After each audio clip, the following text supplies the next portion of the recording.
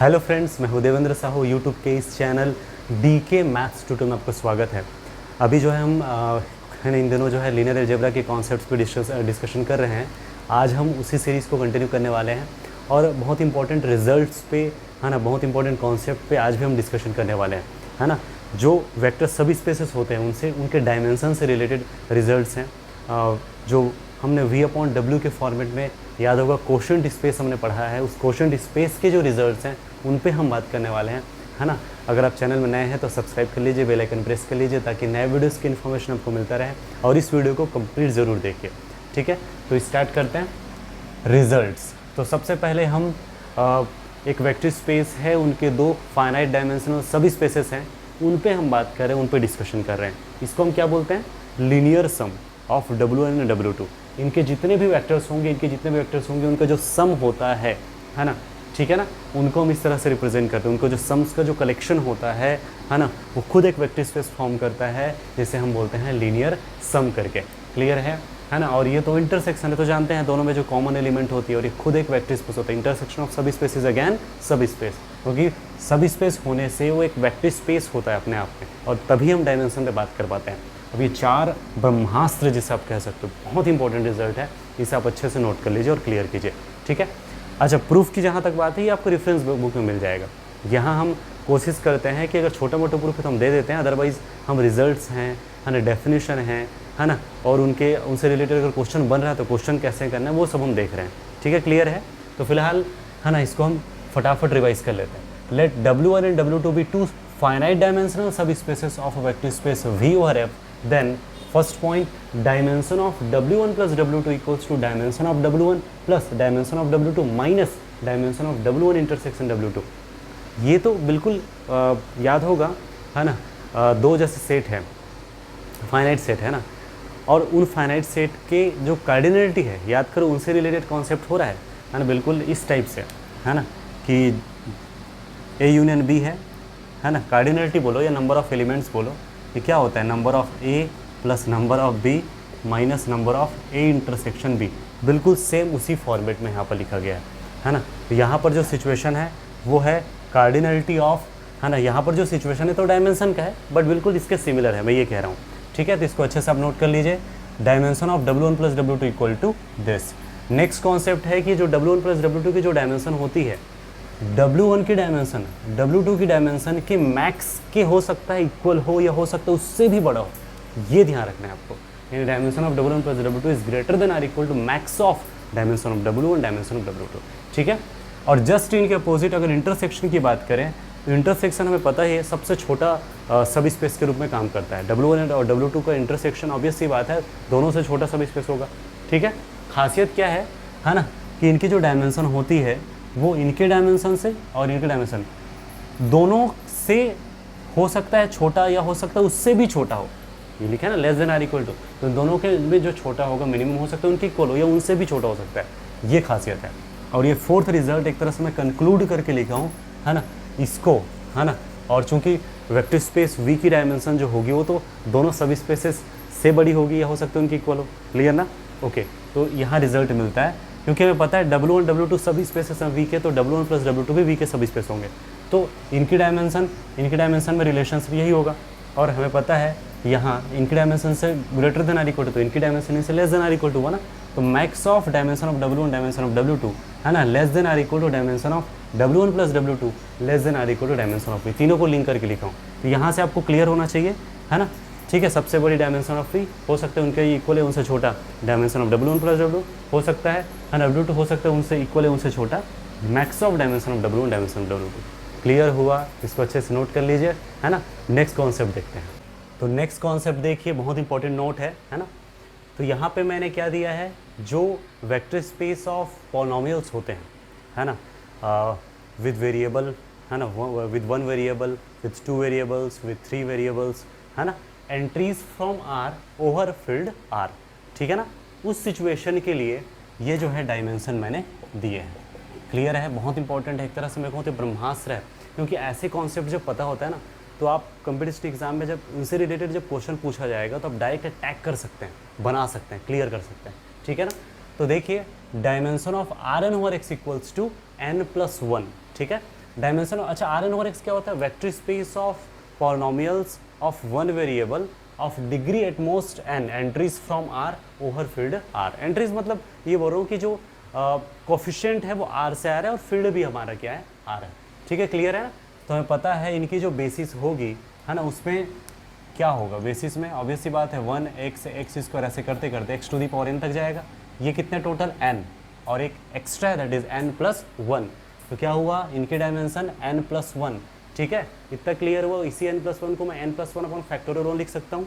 अब इसको ट्रिक समझ लो, अब फिर इसके फार्मूला के तौर पे देख लो। ठीक है ना, जैसे ही मैंने बोला vector space of polynomials of degree at most n ही है but with variable with 2 variables, तो इस सिचुएशन में क्या होता है, dimension of R N over X Y equals to n+1 n+2 upon factorial 2 होता है। जैसे ही आप dimension of R N over X Y Z की बात करते हो विद 3 वेरिएबल्स वाला, तो इक्वल्स टू होगा n+1 n+2 n+3 upon factorial 3। Interesting ना।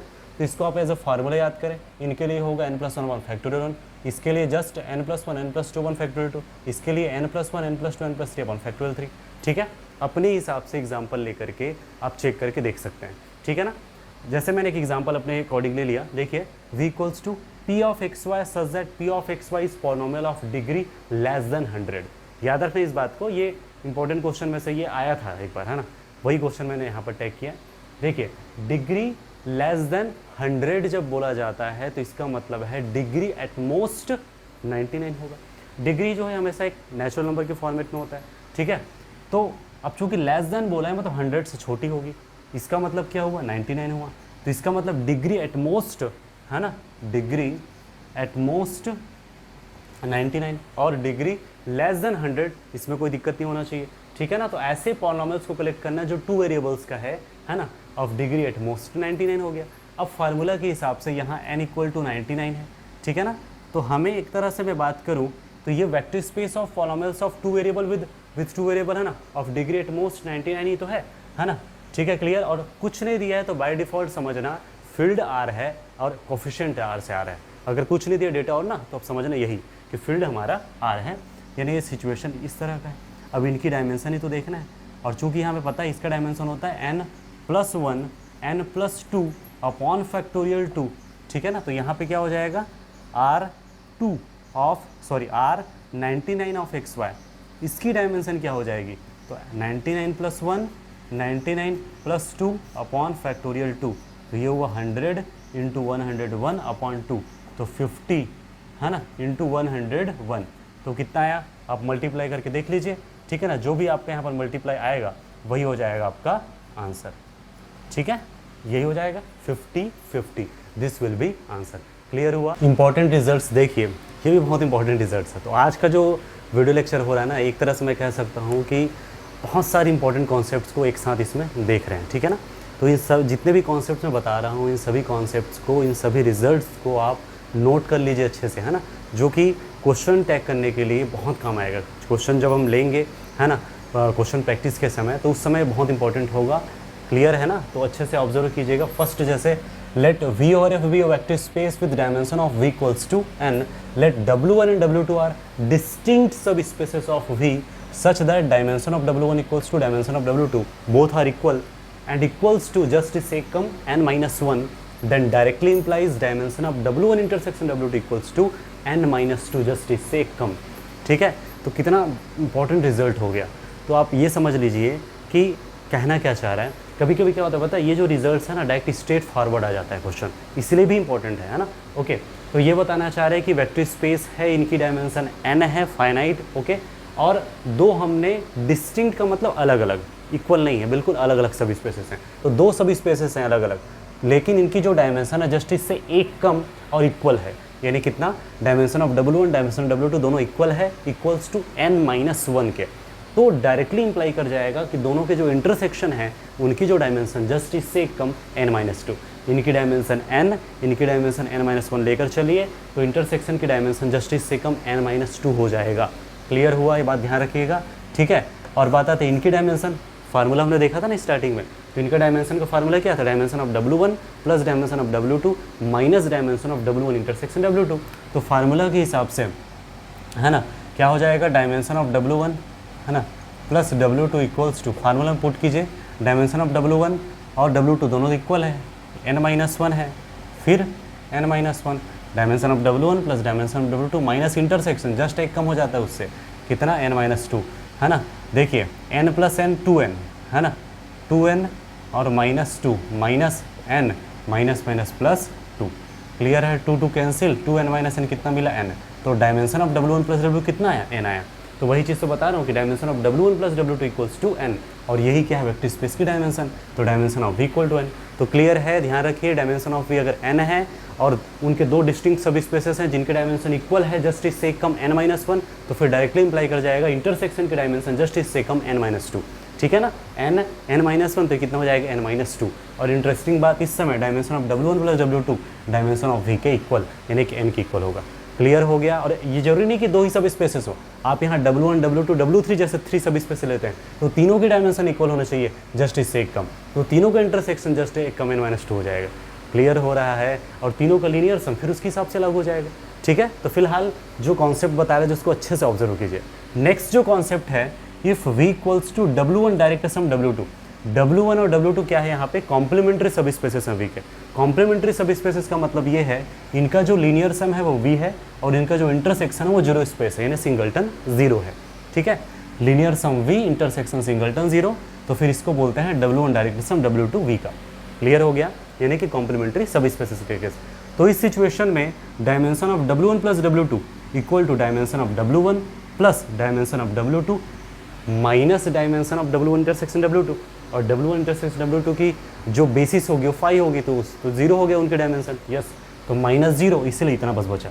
तो इस समय डायरेक्टली दोनों का dimension this plus dimension this के इक्वल होगा, और हमें पता है कि इस समय ये क्या है, V के इक्वल है, तो dimension of V equals to directly dimension of W1 plus dimension of W2। जैसे ही आपको पता चला कि कॉम्प्लीमेंट्री सब स्पेसेस है ना, तो समझ लीजिए कि डायमेंशन ऑफ V जो है दोनों के डायमेंशंस के सम के इक्वल हो जाएगा, ठीक है। अब जो मैं ये लिख रहा हूँ ना, थर्ड और फोर्थ, ये तो तगड़ा रिजल्ट है, बहुत इंपॉर्टेंट रिजल्ट है, ठीक है ना, क्योंकि सब स्पेस जो होता है ना वो मैट्रिक्स का केस हो चाहे है ना, कोई भी सिचुएशन हो, इन्फिनाइट का हो, फाइनाइट, कोई भी सिचुएशन हो, आपको एग्जाम में दिया हुआ है। अब W की डायमेंशन फाइंड करना है। एक तरीका ये हो सकता है कि W के बारे में पूरा कंप्लीट डिस्क्रिप्शन आपको अच्छे से पता होना चाहिए, फिर उसके बारे में उनकी बेसिस देखो, फिर बेसिस में कितने एलिमेंट है वो देखो, ये पूरा तमाशा। बेसिस देखने के लिए फिर आपको LI देखना पड़ेगा, है ना, स्पान करता है कि नहीं करता वो देखना पड़ेगा। उन सारी चीज़ों से आप बच जाएंगे अगर आप ये फार्मूला पता है तो, यानी कि आपको सिर्फ पता क्या होना चाहिए, वेक्टर स्पेस की डायमेंशन, बस इतना काफ़ी है ना। वेक्टर स्पेस की डायमेंशन अगर पता है तो उसमें है ना ये आप माइनस कर दो, वही W की डायमेंशन होती है। बहुत ही तगड़ा रिजल्ट है, अच्छे से ऑब्जर्व कीजिए, है ना। Dimension of W equals to होता है V वेक्टर स्पेस है ना, ठीक है, उनकी फलाना ठिकाना जो भी उनके डायमेंशन है, ठीक है, ओके, कुछ न कुछ डायमेंशन होगा लेकिन फाइनाइट, ये ध्यान रखिए, है ना, n डायमेंशन है, समझ लीजिए, ठीक है। और फिर डायमेंशन ऑफ, और W क्या है इनका, सब स्पेस है, then dimension of subspace W equals to dimension of V minus number of LI restrictions in W, ठीक है। यहाँ पर LI रेस्ट्रिक्शंस बोलो या फिर LI कंडीशंस बोलो, आप कह सकते हो, ठीक है। मैं इसको एक्सप्लेन करूँगा, डोंट वरी। जैसे मैं एक एग्जांपल ले रहा हूँ, है ना, एग्जांपल से चीज़ें अच्छे से क्लियर होंगी, है ना, क्योंकि यहाँ LI जो लिखा है लीनियरली इंडिपेंडेंट रेस्ट्रिक्शंस, कई लोग इसमें कंफ्यूज हो जाते हैं क्योंकि LI जनरली हम वेक्टर्स पे बात करते हैं, सही है ना, वो एक साइड में रखिए, उनको फिलहाल दिमाग से निकाल दो। फिलहाल यहाँ जो बता रहा हूँ कॉन्सेप्ट उसको समझो पहले क्या है ना, ठीक है। जैसे W जो है वेक्टर स्पेस हमारा क्या है ना, V इक्वल टू जैसे अपने को गिवन है ना, R2, ठीक है, ओवर R, ये अपने को कोई है ना वेक्टर स्पेस गिवन है। यहाँ से एक सब स्पेस डिज़ाइन किया गया, एक सब स्पेस डिफाइन किया गया कहना चाहिए, ठीक है, A1 A2 है ना, सच दैट, ऑब्वियस सी बात है ये V से आ रहा है, और कंडीशन ये है belongs to V such that, है ना, A1 इक्वल्स टू 2A2, इस तरह से दिया हुआ है, ठीक है। ये अपने को देख के समझ आ रहा है नहीं, इसका सब स्पेस है, आप सब स्पेस का कंडीशन चेक कर लो, 2 स्टेप टेस्ट, 1 स्टेप टेस्ट, जैसे भी सब स्पेस है, ठीक। वेक्टर स्पेस की डायमेंशन क्या है, मैंने बोला था सबसे पहले तो आप जो वेक्टर स्पेस है उनकी डायमेंशन जरूर देखिए, और उनको आपको पता है, देख के इस 2 को देख के तुरंत समझ गए कि डायमेंशन 2 है, क्योंकि इतना तो अब है ना समझ आ रहा है चीज़ें, ठीक है। तो डायमेंशन ऑफ V कितनी है, 2, V का सब स्पेस है W, ठीक है। अब फार्मूला में आते हैं, यहाँ से मिलेगा हमें डायमेंशन ऑफ W, तो dimension of W equals to है ना, क्या हो जाएगा, dimension of V minus number of L I restrictions in W। Dimension of V कितना है 2 minus number of L I restrictions in W, वो क्या है, एक सिंपल सा ट्रिक बताता हूँ आपको। यहाँ पे जो लिखा रहता है वो एलिमेंट वेक्टर जो उसको लिखा रहता है कि उन सारे वेक्टर्स को कलेक्ट कर रहे हैं V से जो इस कंडीशन को सेटिस्फाई करता है ना, collection of all this elements, है ना, सेटिस्फाइज दिस कंडीशन। तो ये सच दैट करके जो सेटिस्फाइज कंडीशन जो लिखा रहता है ना, याद रखना, सच दैट करके जो कंडीशन लिखा रहता है वहीं पे आपको देखना, वही रेस्ट्रिक्शन है हमारा, ये जो लिखा है ना यही हमारा रेस्ट्रिक्शन है, यही हमारा कंडीशन है। अब इस कंडीशन में बस इतना देखना है कि ये एल आई है कि नहीं, समझ आ रहा है, क्लियर है ना। अब ये सिंगल कंडीशन है, यह है कि a1 इक्वल्स टू 2a2, इसका मतलब a1 minus 2a2 equal to 0, ये तो सिंगल है ना। यहाँ एल आई का मतलब क्या है, यहाँ देखो इसकी डिग्री कितनी है 1 है लीनियरली, है ना, और इनडिपेंडेंट मतलब फ्री है, कोई है जिससे डिपेंडेंट होता हो, ये तो सिंगल है, एक ही कंडीशन है। अगर एक से ज़्यादा कंडीशन होता तब उसमें डिपेंडेंसी की बात होती, सिंगल है मतलब वो एल आई ही होगा। अगर एक से ज़्यादा होता तब उसमें एक दूसरे पर डिपेंड कर रहा है कि नहीं वो देखते हैं। सिंगल कंडीशन है तो और लीनियर है, समझ लीजिए लीनियरली इंडिपेंडेंट कंडीशन है, एल आई कंडीशन है, एल आई रेस्ट्रिक्शन है। कितने हैं यहाँ पे, एक ही है, समझ आ रहा है ना। तो यहाँ पर एल आई रेस्ट्रिक्शन का मतलब आपको समझ आ गया होगा, जो सच दैट करके जो लिखा रहता है वही एल आई रेस्ट्रिक्शन है, ठीक है। तो यहाँ पे वो पहचानना है आपको ना कि एल आई है कि नहीं, वो पहचानना आपका काम है, ध्यान रखना ना। तो सच दैट करके जो लिखा हुआ है ना, हमने देख रहे कि यहाँ पर देख रहे हैं कि ये सिंगल है मतलब फ्री है, ऑब्वियस सी बात है, और लीनियर है। तो L I condition, L I restriction, तो dimension of W equals to 2 minus कितना है रेस्ट्रिक्शन 1, तो कितना है 1, इसका मतलब इस W की, इस सब स्पेस की डायमेंशन कितनी है 1। क्लियर हो रहा है ना। ऐसे अपने हिसाब से और भी कई एग्जांपल्स लेकर के आप समझ सकते हो, क्लियर कर सकते हो, ठीक है। तो है ना, मैं उम्मीद करता हूँ ये चीज़ें समझ आ रही है। जैसे और भी example, R V equal to मैंने लिखा है ना, आपका है जैसे कि ये आपका R3 ओवर X, ये R2 ओवर X है, ठीक है। अब इनका मैंने सब स्पेस डिज़ाइन के इस तरह से, है ना, कि यहाँ पे ऐसे पॉलिनोमियल्स को कलेक्ट करना है। याद रखना ये क्या है, vector space of polynomials of degree at most 2, ठीक है ना। एंट्रीज फ्रॉम R, ये coefficients from R overfilled R करके वही सिचुएशन है। ऐसे पॉलिनोमियल्स को अब यहाँ सब स्पेस में बना रहा हूँ, ऐसे पॉलिनोमियल्स को कलेक्ट करना है यहाँ से, है ना, कि इनका जो डेरिवेटिव है ना, और ये 0 है, ठीक है ना। P ऑफ 0 भी 0 है, P डेज ऑफ 0 भी 0 है। ऐसे पॉलिनोमियल्स को कलेक्ट करो। खास बात ये कि सब स्पेस बना देता है ये, W इज सब स्पेस ऑफ V। अब हमें यहाँ देखना है कि W की डायमेंशन कितनी होगी, है ना। चलो बताओ W की डायमेंशन सोचिए कितना होगा। सबसे पहले तो dimension of V minus number of L I restrictions, ठीक है। तो डायमेंशन ऑफ V ये कितनी होगी भाई, इनकी डायमेंशन, यहाँ n है तो n+1 होता है, 2 है तो 2+1 3 होगा भाई। बेसिस पे क्या होगा 1x² ना, 3 हुआ ना। Dimension of V 3 minus number of L I restriction, है ना, कितने एल आई रेस्ट्रिक्शन है सोचिए। मैंने कहा था सच दैट करके जो लिखा रहता है वही रेस्ट्रिक्शन होता है, वही कंडीशन, बस उसमें एल आई है कि नहीं वो देखना है, ठीक है। फ्री है कि नहीं वो देखना है। आप इसको ऐसे लिखो ना, क्लियर, समझ आ रहा है कि दो कंडीशन है, 2 रेस्ट्रिक्शन है, और ये दोनों एक दूसरे से फ्री है, कोई डिपेंडेंसी वाली बात नहीं है। क्यों, जैसे ही अगर x+1 का सिचुएशन है तो उसका डेरिवेटिव क्या होगा 1, है ना। x² + 1 है तो डेरिवेटिव 2x। मैं एक सैंपल ले रहा हूँ। तो P ऑफ x और P डेज ऑफ x एक दूसरे से फ्री है, तो P of 0 P dash of 0 भी एक दूसरे से फ्री होगा। 2 रेस्ट्रिक्शन है, ठीक है ना। और समझ लीजिए ये और ये दोनों एक दूसरे से फ्री है, और P ऑफ 0 के पावर 1 है ना, P डेज ऑफ 0 के पावर 1 है ना, इसका मतलब एल आई हुआ। तो एल आई रेस्ट्रिक्शंस कितनी है 2, 3 - 2 1, डायमेंशन ऑफ W होगा 1। मैं उम्मीद करता हूँ कॉन्सेप्ट क्लियर हो रहा है। खुद से एग्जाम्पल लो और क्लियर कीजिए, ठीक है। लास्ट 4th नंबर का रिजल्ट, ये भी बहुत इंपॉर्टेंट है। डायमेंशन ऑफ ये क्या है V/W, मैं V/W बोल देता हूँ बट ऐसे बोला नहीं जाता है ना।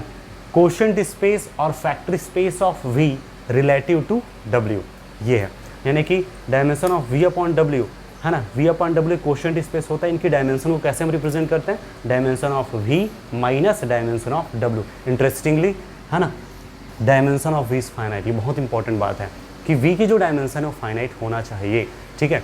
अगर V की डायमेंशन फाइनाइट नहीं है, अब आपका ये क्वेश्चन होना चाहिए कि V की डायमेंशन फाइनाइट नहीं है तब कैसे करेंगे, तो क्या डायरेक्ट इन्फिनाइट हो जाएगा, बहुत ही केयरफुली ध्यान रखना इस बात को। Dimension of v upon w जो है, dimension of v minus dimension of w तब ठीक है जब डायमेंशन ऑफ v क्या है, फाइनाइट हो। But if v is infinite dimensional vector space, like जैसे मैं एग्जांपल ले रहा हूँ, v इक्वल्स टू मैंने लिया r ओवर x, ऑब्वियसली इसकी डायमेंशन इन्फिनाइट है और इनके सब स्पेस के तौर पे मैं इसी को डिज़ाइन कर दिया p of x belongs to v such that p of 0 equals to p dash of 0 equal to 0, ये मैंने डिज़ाइन कर दिया। अब क्या करेंगे बताइए, क्या इसमें मैं ये बोल दूं कि v अपॉन w की जो डायमेंशन है वो इन्फिनाइट होगी, डायरेक्ट कह सकते हैं। याद रखना इस बात को कि v से w के बारे में इन्फॉर्मेशन लिया जा सकता है, लेकिन हम जो है v अपॉन w का इन्फॉर्मेशन नहीं ले सकते इन जनरल। कहने का मतलब है v upon w is not a subset of v and also which is not a सब स्पेस ऑफ v, ठीक है ना, इसलिए इनका अलग से डिस्क्रिप्शन होता है। क्या होता है बताइए, v अपॉन w को कैसे हम डिज़ाइन करते हैं, ऐसे ही होता है ना, v upon w equal to अगर हम डिफाइन करें तो अल्फ़ा प्लस w या फिर w प्लस अल्फ़ा, है ना, such that alpha belongs to v। यहाँ पे हमारा जो अल्फ़ा है वो पॉलिनोमियल के फॉर्म में है, ठीक है, क्लियर है ना, और जो हमारा v है वो हमारा r ओवर x है, ठीक है, और w हमारे ये है। लॉजिक लगाना, p ऑफ x है ना plus p of x plus w such that p of x belongs to है r ऑफ x करके। अब हमारा टारगेट ये है कि v अपॉन x की डायमेंशन कितनी है, इस बात को मुझे है ना बताना है, क्या है कैसा है। सिंपल सी बात है ना, एक रिजल्ट हमारे पास है वो भी हम ले सकते हैं, v upon w is isomorphic to w dash. याद होना चाहिए, रिजल्ट बहुत इंपॉर्टेंट रिजल्ट है ना, v upon w is isomorphic to w dash, या फिर v upon w dash is isomorphic to w। जब हम क्वेश्चन स्पेस हम पढ़े थे ना पहले, तो उस समय ये रिजल्ट लिखाया गया है, और आइसोमॉर्फिक बहुत ही खतरनाक तगड़ा रिजल्ट होता है, ठीक है ना। वैन अच्छा प्रोवाइडेड भी है, कंडीशन ये है कि w and w dash are complementary subspaces of v। अगर w dash complementary subspaces है ना, तो समझ लीजिए कि है ना ये जो होगा इनके आइसोमॉर्फिक होगा, या फिर यहाँ डेज करो ऐसे कर तो भी चल जाएगा, है ना। इस बात को ध्यान रखना, डायरेक्ट सम जो है v के इक्वल है उस सिचुएशन की बात कर रहा हूँ, तब ये इनका आइसोमॉर्फिक हो जाएगा। आइसोमॉर्फिक होने से क्या होता है, इनकी पूरी properties, all those properties of v upon w is just है ना same as the property of w dash. That means ये हुआ कि इनकी डायमेंशन सेम, इनकी कार्डिनलिटी सेम हो जाएगा। यहाँ w कॉम्प्लीमेंट्री सब स्पेसेस है, तो एक तरीका ये हो सकता है जब इनफाइनाइट का सिचुएशन होगा तब की बात करूँ। फाइनाइट की सिचुएशन के लिए तो ये ज़बरदस्त रिजल्ट है भाई, लेकिन अगर इनफाइनाइट है तब उसी सिचुएशन के लिए बात कर रहा हूँ कि आपको v अपॉन w की डिस्क्रिप्शन देखना पड़ेगा, है ना, कि ये जो है इस तरह से है ना, इस रिजल्ट पे जाना पड़ेगा। तो आप ये सोच लीजिए कि w और w डेज कॉम्प्लीमेंट्री सब स्पेसेस हैं, तो उस सिचुएशन में इनका आइसोमॉर्फिक होता है। तो हम ये सोचेंगे कि v अपॉन w के लिए w डेज कैसे ढूंढा जाए, कैसे ढूंढेंगे, है ना, लॉजिक लगाइए। तो w डेज जो होगा है ना, इनका कॉम्प्लीमेंट्री सब स्पेसेस होगा, है ना, w का कॉम्प्लीमेंट्री सब स्पेस होगा, ठीक है। w की जो प्रॉपर्टी क्या है उसको समझो, w का बेस क्या होगा, इनकी बेस क्या है, इनका बेसिस है, इनके बेसिस में आप लॉजिक लगाएं, इनकी बेसिस जो है उसमें 1x x square and so on है, ठीक है।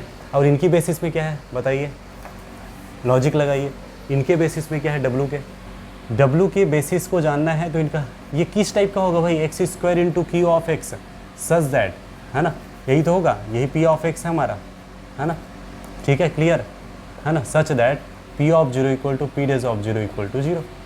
अद्भुत ना, X square into Q of X के पैटर्न में होगा, क्योंकि एक्स स्क्वायर क्योंकि आप देखिए p ऑफ 0 हो गया, फिर इनका डेरिवेटिव भी 0 है ना। याद रखना, अगर x का बस मल्टीप्लाई करूंगा तो p ऑफ 0 बस 0 होगा, लेकिन जब एक्स स्क्वायर का मल्टीप्लाई करता हूँ तो ये भी 0 होगा, ये भी 0, तब तो 0 आएगा, इसीलिए ऐसा किया जा रहा है। यहाँ से आपको पता चलना चाहिए फॉर्मेट के हिसाब से इनका जो बेसिस होगा वो एक्स स्क्वायर एक्स क्यूब के पैटर्न में होगा, क्योंकि इसके जो एलिमेंट हैं वो है ना सभी पूरा एक्स स्क्वायर का मल्टीप्लाई रहेगा।